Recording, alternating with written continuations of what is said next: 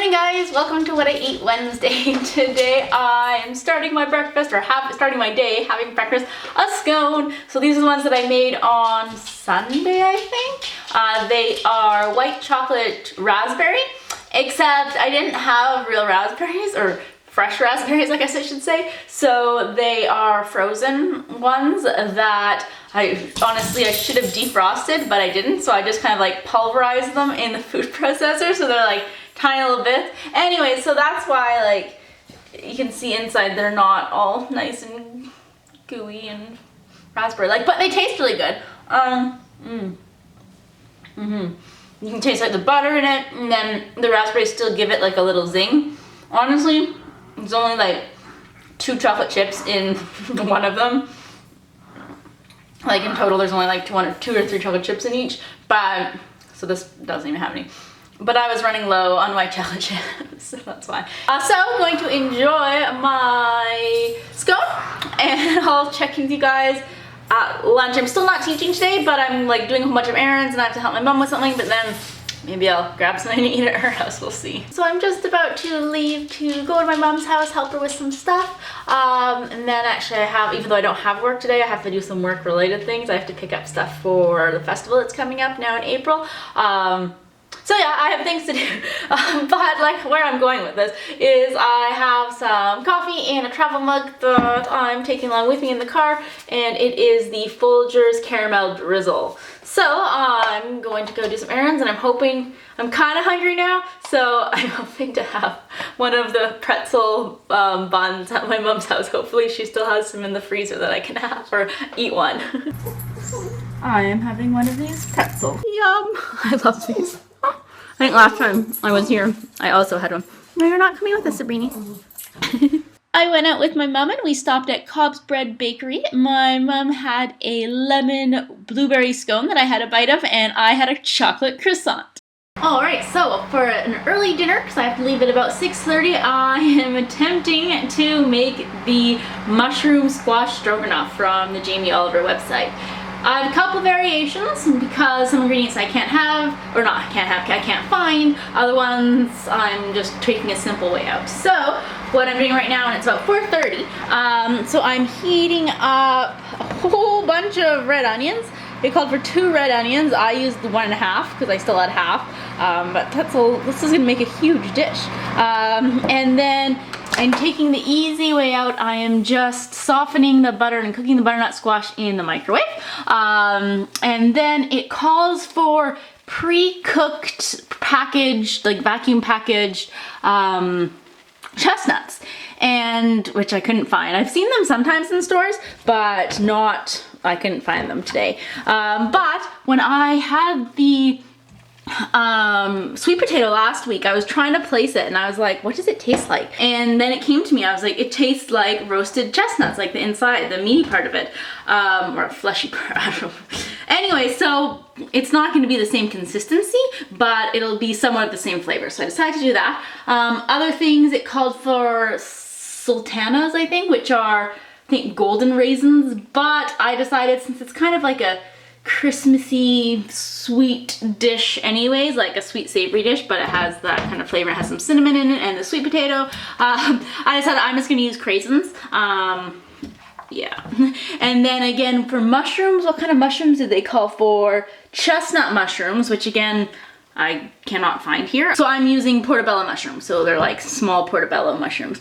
And I think that's it for, oh, they call 2 slices of sourdough bread. I didn't want to buy a whole loaf of sourdough bread. So when I was at Cobb's today, getting stuff for my mom and I just got a sourdough loaf that, yeah, I'm gonna use. And I think that's it for my variations. And so I got my puff pastry, as you saw in my haul, well today, but you saw it yesterday, and I was like, oh no, it's still frozen. So I did a lot of research, and Alton Brown from the Food Network said that you can put it on defrost in the microwave for about 30 seconds and then let it sit a little bit longer. So that's what I did. So I think, well, it is kind of frozen still. Well, maybe I don't know, hope not. But I figure I still have about an hour to go before I'm like putting this all together. So I'm going to continue cooking the squash and sweet potato, and then I'll let you guys know what else is going on after I finish with this huge pot of onions. All right, so those are soft. So now I'm adding my not chestnuts. But the nice thing is, instead of saying like 10 chestnuts, it's by weight. So this is 100 grams of the sweet potato. And then I am melting 20 grams of butter. Okay, that can just start stirring for a bit. And then I toasted my bread, as you can see here. Oh, and cut up my mushrooms. That's gonna go in the butter next. But in the meantime, I have my bread here. And I'm just using the fake garlic, or not fake garlic, but garlic from, or pre-minced. Honestly, I would have used real garlic, but I went and looked at the garlic that I keep, and it is completely dried out. So, should have checked that beforehand. Anyways, so I'm just kind of, they say to rub the clove all over it and kind of get it in there. So, just use my hands.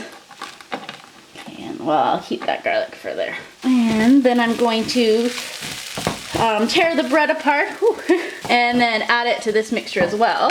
And this is almost, yeah, so I think I'm gonna need 2 hands to tear this bread. But basically it's nice and crisp, so just kind of tearing it into small bits like that. Like that. Okay, so I'm almost done cooking everything, and it's 5 o'clock now. So when did I start? 4:15, I think, so 45 minutes. There's just so many components and so many like different bowls that you, and like pans that you have to have going at the same time, so you can all put it together at the end. That's why it's just so, it's really hard. So right here I am wilting the spinach, and then this is cooked, the mushrooms, so I'm just gonna add in a little bit of lemon juice, as it says. Oh yes, and those are my butternut, that's my butternut squash. It should have been, basically if you did it in the oven, you could use the skins on it, and it would be nice and soft, but since I did it in the microwave, it was pretty tough, so I had to take the skin off, so now it looks more like a mush, but oh well. And then here I have garlic and olive oil, and then I'm gonna add my pine nuts, which it's about half the amount of pine nuts that they call for, but that was all that I had. And then again, I didn't have sultanas, I just am using raisins, which, oh well, I don't mind the extra sweet element. So those are gonna toast and roast. And now this I'm going to put in the food processor. We're almost done. Okay, so everything is in there, and then how long do they say? Tip into food processor and whiz until smooth. All right, let's whiz this until it's smooth. I think I have to push some of this down because that doesn't look smooth. Kind of looks like ground walnuts, but it doesn't taste as good. Okay, let's whiz this again. All right, we are just about done. So now we're going to put together everything of this stuff in one bowl, keeping the pureed mushrooms separately. How does this taste? Nah, interesting. Okay, so putting all of this together, and this, and now we're just gonna gently mix it together. It's a lot of onions, but that's good. I think I'm gonna use my hands. Roll up my sleeves. I don't really like spinach that much, but yeah, in the mix of everything else, it's really not that much spinach. Yeah, okay, I should use a bigger bowl, but that's okay. Alright, so this is all mixed up together. I'm gonna wash my hands, and then we're gonna start assembling. So exciting. Alright, so here is my now thawed out puff pastry. Ah, where is this one? Okay, trying to get to the middle of this. It doesn't say to only use a certain number of sheets, so I guess use everything. We have our mushroom mixture, and we're going to spread that all over here. I think all over everywhere except for like the very outsides where you want to just leave a little bit of an edge. Interesting. I'd almost suggest more. Well, I guess it's just a little mushroom and then it's a lot of squash and stuff. Am I tearing this? Yes. Okay. So carefully, well, I mean, there's lots of layers. If I tear one or two, it should be okay. And then now with this, the mixture of all the other veggies and everything, we're just gonna put that in a line right down the middle. Again, I just want to use my hands for this, so I am. And then we want to make sure to leave some space on this side, because that's where we're gonna roll it, I guess. I don't know. This is a lot of stuffing in them or whatever. Wow. Okay. All right. So now comes the hard part. We are going to try to cover it or seal it up. So they say take the parchment paper. Oh. Oh, yeah, that kind of works. Like this. There we go. So far so good. And the other side. I guess you have to go quick. And go. Oh, yes. Okay. Then I mixed an egg and just like a little dash of milk. So they say just to cover up this joint thing where the pastry meets the other pastry. I guess like this. Yeah, because they would say if you had to do it underneath, and they didn't. Okay, so it's kind of sloppy, but oh well. This is gonna go on the bottom. So now the next hard part is we have to carefully roll this onto a baking pan. After all this, it better work. If I like completely break it apart when rolling it onto a baking pan, I'm gonna be so upset. Oh gosh. Hopefully not. Alright, so I'm gonna take the, oh, I can't. Should I go like this? Okay, that's a fail. Alright, well, the sides may leak out. That's okay. Okay, 1, 2, 3. Oh!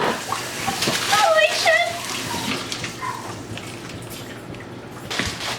Alright, kind of.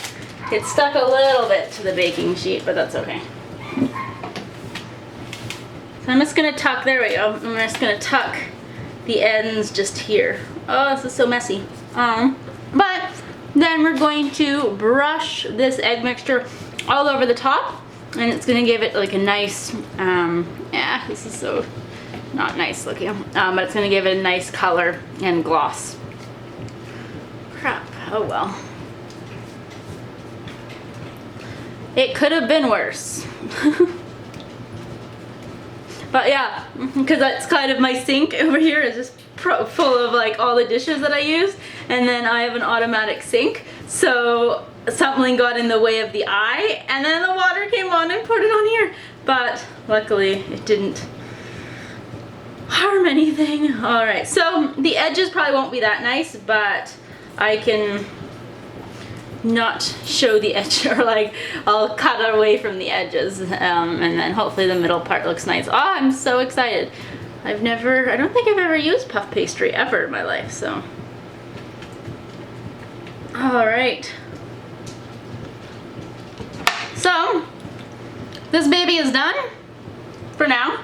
We're gonna put it in the oven, bake it for 45 minutes at 400 degrees Fahrenheit. And now I can relax. I was gonna make a gravy, but I'm gonna relax for now. So the Wellington has about 8 minutes left. Ooh, look at that beauty. And then in the meantime, I am making a gravy. So I have onions and garlic in here. And then I'm adding some flour and nutritional yeast.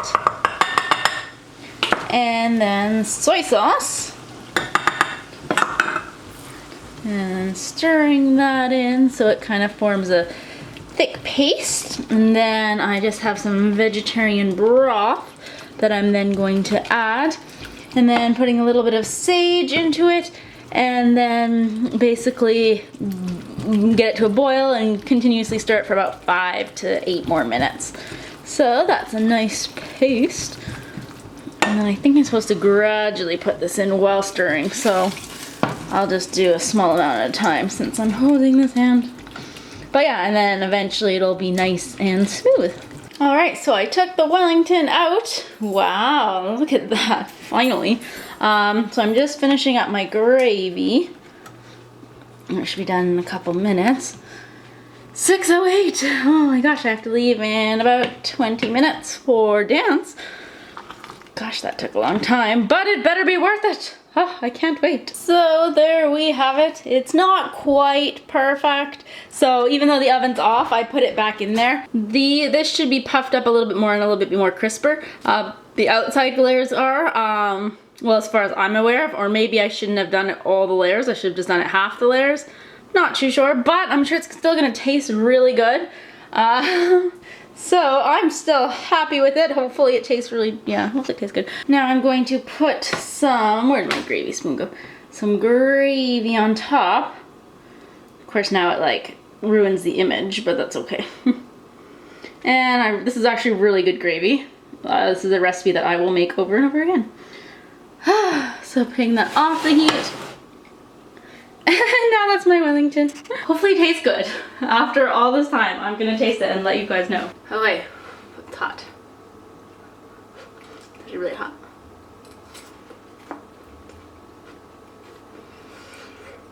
Hot.